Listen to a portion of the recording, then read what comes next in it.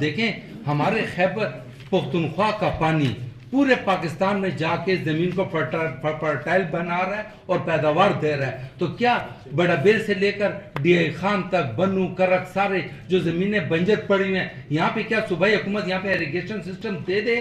باخدا آپ کے گندم کا مسئلہ اور آپ کے چینی کا مسئلہ دونوں حل ہو جائیں، ہم خود کفیل ہو جائیں. دیکھیں جی 53 لاکھ ٹن ہمیں گندم چاہیے، 12 لاکھ ٹن ہم پروڈکشن کر رہے ہیں، تو 41 لاکھ ٹن ہم پنجاب سے لے کر آ رہے ہیں. لیکن یہ بھی تو سوچیں ہمارے پانی سے وہ پیداوار لے رہے ہیں اور ہم نے اپنی زمینیں بنجر کی ہوئی ہیں. اس میں سارا سر غفلت ہماری صوبائی گورنمنٹ کا ہے.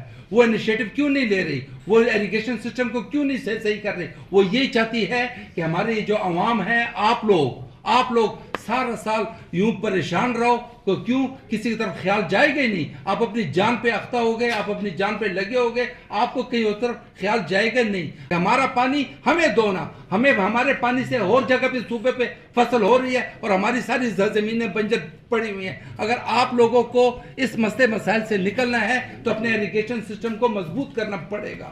یہ نہیں ہو گیا کہ دیکھیں جی، ایک تو ہم سیلاب سے پریشان، دوسرا آٹے کی مہنگائی سے پریشان. یہ کس نے دہشت گردی کی؟ اس سے بڑی دہشت گردی کوئی ہو سکتی ہے؟